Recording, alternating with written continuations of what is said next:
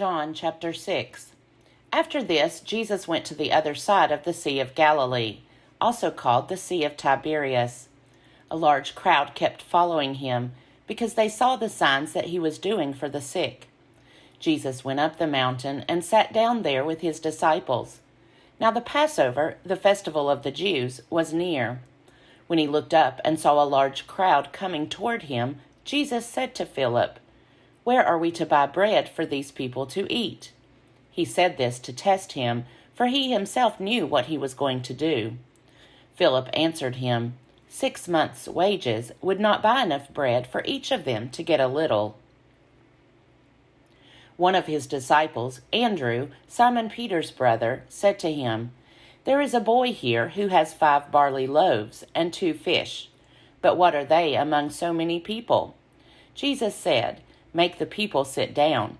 Now there was a great deal of grass in the place, so they sat down, about 5,000 in all. Then Jesus took the loaves, and when he had given thanks, he distributed them to those who were seated, so also the fish, as much as they wanted. When they were satisfied, he told his disciples, "Gather up the fragments left over, so that nothing may be lost." So they gathered them up, and from the fragments of the 5 barley loaves, left by those who had eaten, they filled 12 baskets. When the people saw the sign that he had done, they began to say, "This is indeed the prophet who is to come into the world." When Jesus realized that they were about to come and take him by force to make him king, he withdrew again to the mountain by himself. When evening came, his disciples went down to the sea, got into a boat, and started across the sea to Capernaum. It was now dark, and Jesus had not yet come to them. The sea became rough because a strong wind was blowing. When they had rowed about 3 or 4 miles, they saw Jesus walking on the sea and coming near the boat, and they were terrified. But he said to them, "It is I, do not be afraid." Then they wanted to take him into the boat, and immediately the boat reached the land toward which they were going.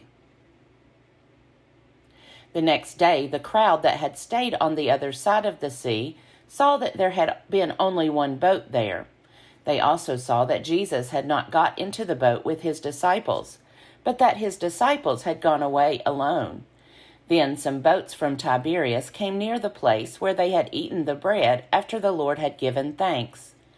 So when the crowd saw that neither Jesus nor his disciples were there, they themselves got into the boats and went to Capernaum looking for Jesus. When they found him on the other side of the sea, they said to him, "Rabbi, when did you come here?" Jesus answered them, "Very truly, I tell you, you are looking for me, not because you saw signs, but because you ate your fill of the loaves. Do not work for the food that perishes, but for the food that endures for eternal life, which the Son of Man will give you. For it is on him that God the Father has set his seal." Then they said to him, "What must we do to perform the works of God?" Jesus answered them, "This is the work of God, that you believe in him whom he has sent." So they said to him, "What sign are you going to give us then, so that we may see it and believe you? What work are you performing? Our ancestors ate the manna in the wilderness, as it is written, 'He gave them bread from heaven to eat.'" Then Jesus said to them, "Very truly I tell you, it was not Moses who gave you the bread from heaven, but it is my Father who gives you the true bread from heaven. For the bread of God is that which comes down from heaven and gives life to the world." They said to him, "Sir, give us this bread always." Jesus said to them, "I am the bread of life. Whoever comes to me will never be hungry, and whoever believes in me will never be thirsty. But I said to you that you have seen me and yet do not believe. Everything that the Father gives me will come to me, and anyone who comes to me I will never drive away. For I have come down from heaven, not to do my own will, but the will of him who sent me. And this is the will of him who sent me, that I should lose nothing of all that he has given me, but raise it up on the last day. This is indeed the will of my Father, that all who see the Son and believe in him may have eternal life, and I will raise them up on the last day." Then the Jews began to complain about him because he said, "I am the bread of heaven that came down from heaven."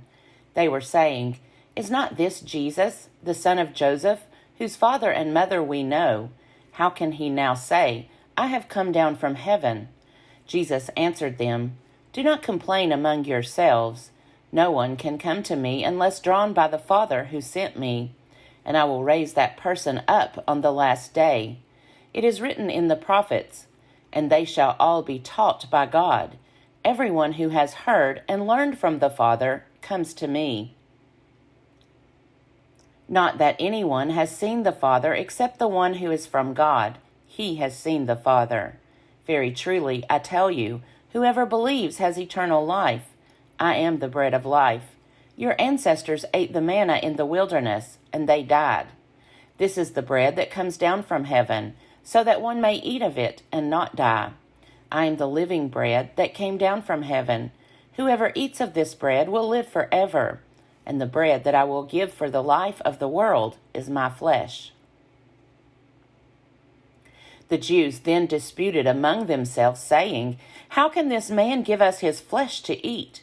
So Jesus said to them, "Very truly, I tell you, unless you eat the flesh of the Son of Man and drink his blood, you have no life in you. Those who eat my flesh and drink my blood have eternal life, and I will raise them up on the last day. For my flesh is true food, and my blood is true drink. Those who eat my flesh and drink my blood abide in me, and I in them. Just as the living Father sent me, and I live because of the Father, so whoever eats me will live because of me.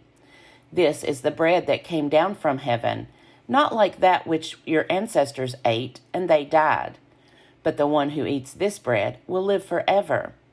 He said these things while he was teaching in the synagogue at Capernaum. When many of his disciples heard it, they said, "This teaching is difficult. Who can accept it?" But Jesus, being aware that his disciples were complaining about it, said to them, "Does this offend you? Then what if you were to see the Son of Man ascending to where he was before? It is the Spirit that gives life. The flesh is useless. The words that I have spoken to you are spirit and life. But among you there are some who do not believe." For Jesus knew from the first who were the ones that did not believe, and who was the one that would betray him. And he said, "For this reason I have told you that no one can come to me unless it is granted by the Father." Because of this, many of his disciples turned back and no longer went about with him. So Jesus asked the 12, "Do you also wish to go away?" Simon Peter answered him, "Lord, to whom can we go? You have the words of eternal life.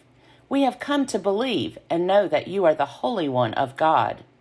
Jesus answered them, "Did I not choose you, the 12? Yet one of you is a devil."